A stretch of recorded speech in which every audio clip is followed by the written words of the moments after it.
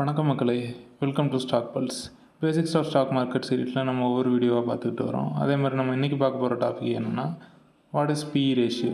BE ரேஷியோனா என்னன்றதை இந்த வீடியோவில் கவர் பண்ணலாம்.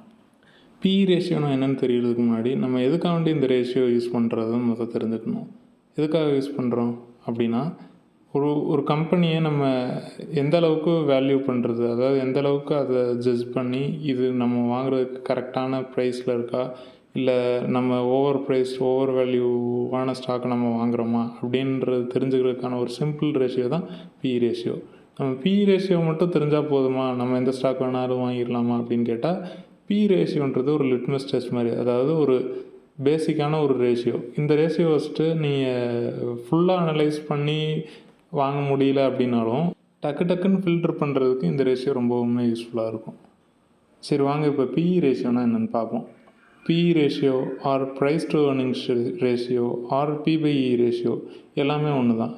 இந்த ரேஷியோ பேசிக்காக எதுக்காண்டி யூஸ் பண்ணுறோன்னா, நம்ம எத்தனை மடங்கு பணம் கொடுத்து இதை வாங்குகிறோம் அப்படின்றதுக்கான ஒரு குறியீடு தான் P/E ரேஷியோ. இப்போ கொஞ்சம் கன்ஃபியூஷனாக தான் இருக்கும், போக போக உங்களுக்கு கிளியராக என்னன்றதை நான் சொல்கிறேன். அதுக்கு முன்னாடி PE ரேஷியோவுக்கு நம்ம என்ன ஃபார்முலான்னு பார்ப்போம். Current market price of a share divided by earnings per share. அதாவது கரண்ட் மார்க்கெட் ப்ரைஸ் ஆஃப் ஷேர்னால் வேறு எதுவும் இல்லை, கரண்ட் ப்ரைஸ். இப்போ நீங்கள் ஏதாவது ஒரு ட்ரேடிங் பிளாட்ஃபார்மை ஓப்பன் பண்ணி நீங்கள் எந்த ஸ்டாக் வாங்குறீங்கன்னு நினைக்கிறோம், அந்த ஸ்டாக்கோட கரண்ட் மார்க்கெட் ப்ரைஸ்னால் CMP அப்படின்னு அர்த்தம். சரி, CMP கரண்ட் ப்ரைஸ் அப்படின்றது என்னென்னு தெரிஞ்சிருச்சு. அதுக்கடுத்து ஏர்னிங்ஸ் பெர் ஷேர் அப்படின்னா என்ன அப்படின்றத பார்ப்போம். EPS அப்படின்னு சொல்லுவோம். EPSனால் டக்குன்னு நம்ம தலைவர் தான் ஞாபகம் வருவார். இதை ரெஃபரன்ஸாக வச்சு நீங்கள் ஞாபகம் வச்சுக்கிட்டாவே உங்களுக்கு EPSனால் என்னன்றது தெரிஞ்சிடும். அதாவது EPSனால் ஏர்னிங்ஸ் பெர் ஷேர் அப்படின்னு சொல்லுவோம். அதுக்கு ஒரு ஃபார்முலா இருக்குது. என்னடா போக ஃபார்முலாவாக போட்டுட்ருக்கு அப்படின்னு சொல்கிறீங்களா? ஆனால் இது ரொம்ப சிம்பிள் தான். EPS நம்ம எப்படி கால்குலேட் பண்ணுறதுன்னா, ஒன்று நீங்கள் ஏதாவது ஒரு இப்போ screener.in அந்த மாதிரி இதில் போனீங்கன்னா டேரெக்டாக EPS PE ரேஷியோ எல்லாமே கொடுத்துருப்பாங்க. அப்படி இல்லை, நான் இந்த தலைகீழாக தான் குதிப்பேன், அதாவது நானாக கண்டுபிடிச்ச எல்லாத்தையும் நான் தான் பார்ப்பேன் அப்படின்னா, EPS எப்படி கண்டுபிடிக்கலாம்னா, நெட் இன்கம், அதாவது டேக்ஸு எல்லாம் போய் கடைசியாக ஒரு இன்கம் இருக்கும் பார்த்தீங்களா, அந்த இன்கம்மோட டோட்டல் நம்பர் ஆஃப் ஷேர்ஸ், அதாவது இந்த அவுட்ஸ்டாண்டிங் ஷேர்ஸ் இருக்கும், எத்தனை ஷேர்ஸ் வந்து டோட்டலாக இருக்குன்றதை வச்சு டிவைட் பண்ணோன்னா உங்களுக்கு EPSனால் என்னன்னு தெரிஞ்சிடும். அதாவது ஒரு ஷேருக்கான ஏர்னிங் தான் ஏர்னிங் பர் ஷேர். இது ஈஸியாக புரியணும்னா, ஒரு ஷேர் வந்து உங்களுக்கு எவ்வளோ சம்பாரித்து கொடுக்குது, அதாவது ஒரு குவார்ட்டர்லி ஒன்ஸ் வந்து நமக்கு இது வருது, ரிசல்ட் வருது பார்த்தீங்களா, அந்த ரிசல்ட்டில் நமக்கு ஒரு ஷேர் எவ்வளோ சம்பாரித்து கொடுக்குது அப்படின்றது தான் மெயின் திங். அந்த மெயினான விஷயம் தான் EPSன்னு சொல்லுவாங்க. அதுக்கு PE ரேஷியோ கண்டுபிடிக்கிறதுக்கு EPSனால் என்னென்னு தெரிஞ்சிருக்கணும். இப்போ நம்ம EPS கண்டுபிடிச்சிட்டோம், வாங்க திருப்பி இந்த EPSயை தூக்கிட்டு அப்படியே PE ரேஷியோவுக்கு கொண்டு போவோம். நம்ம இப்போது EPS ஐயாவை அப்படியே தூக்கிட்டு வந்து இந்த PE ரேஷியோ ஃபார்முலாவில் போடுறோம். கரண்ட் மார்க்கெட் ப்ரைஸ் என்னன்றது நமக்கு ஆல்ரெடி தெரியும். EPS அப்படின்றது ஏர்னிங் பெர் ஷேர்.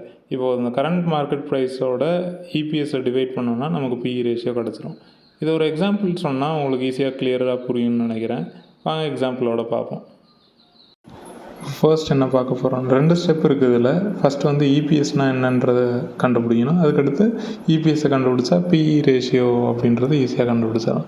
ஸோ வாங்க இப்போது EPSக்கு ஃபஸ்ட்டு நெட் ப்ராஃபிட் அப்படின்றது எக்ஸாம்பிளுக்கு ஒரு கம்பெனி எடுத்துக்கலாம். அந்த கம்பெனி இதில் இப்போ நம்ம பார்க்க போகிறது Britannia industries. First net profit அப்படின்றது ஒரு நிமிஷம், பிரிட்டானியா போய் நெட் ப்ராஃபிட் இது எங்கே இருக்கும்னா, ப்ராஃபிட் அண்ட் லாஸில் இங்கே இருக்கும்.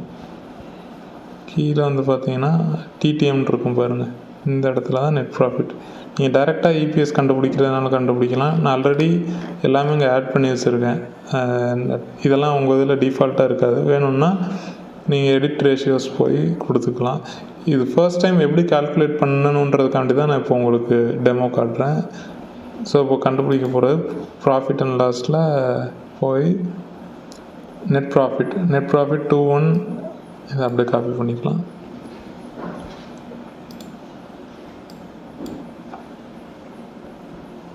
டிவைடட் பை டோட்டல் ஷேர்ஸ் எங்கே இருக்குன்னு பார்த்தீங்கன்னா, நீங்கள் டைரெக்டாக வெப்சைட்டில் பிரிட்டானியா இண்டஸ்ட்ரீஸ் வெப்சைட்டில் பார்க்கலாம். ஆர் இங்கே எடிட் ரேஷியோஸ் கொடுத்து நான் இங்கே ஆட் பண்ணியிருக்கேன் ஆல்ரெடி. 24.1 crore, அதாவது 240 கோடி ஷேர்ஸ்.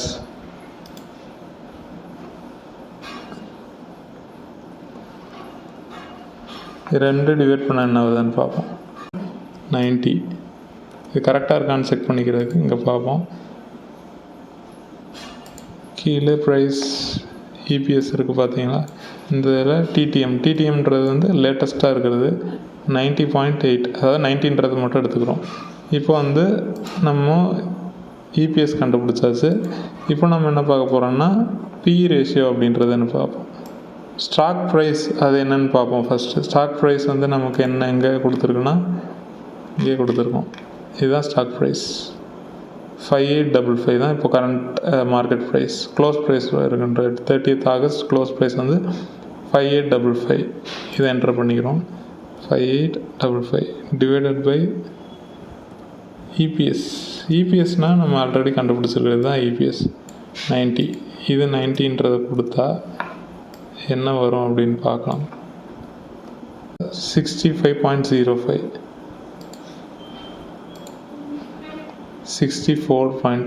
இது ரொம்ப அக்யூரேட்டாக கண்டுபிடிச்சிருப்பாங்க. நம்ம அப்ராக்சிமேட்டாக தான் பார்த்துருப்போம். அதில் 65 வந்து 64. ஸோ நம்ம இந்த ஸ்டாக்கோட பி ரேஷியோ என்னன்றதை கண்டுபிடிச்சிட்டோம். இங்கே 65. ஸோ இப்படி தான் பி ரேஷியோ அப்படின்றது கண்டுபிடிக்கணும். இது உங்களுக்கு புரிஞ்சிருக்கும்னு நினைக்கிறேன். நம்ம இப்போ பி ரேஷியோ எப்படி கண்டுபிடிக்கிறதுன்றதை ஸ்டெப் பை ஸ்டெப் பார்த்துட்டோம்.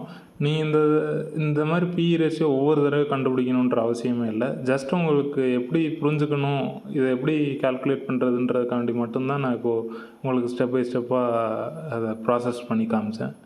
இப்போ இந்த பி ரேஷியோ அதிகமாக கம்மியாக அப்படின்றத எப்படி கண்டுபிடிக்கிறது அப்படின்னு கேட்டிங்கன்னா, நம்ம இண்டஸ்ட்ரி ரைவல்ஸ், அதாவது பியர்ஸோடு கம்பேர் பண்ணணும். நீ மேலே சார்ட் அனாலிசிஸ் பியர்ஸ் அப்படின்ற ஒரு டேப் இருக்குது பார்த்தீங்களா, அங்கே கிளிக் பண்ணிங்கன்னா கூட யாரெல்லாம் காம்படிஷனில் இருக்காங்க, அதாவது ரைவலாக இருக்காங்களே அப்படின்னு பார்த்தா நெஸ்ட்லே, அப்புறம் இன்னொன்று சோஜாஸ் எனர்ஜி அப்படின்னு ஒரு டப்பா கம்பெனி தான்.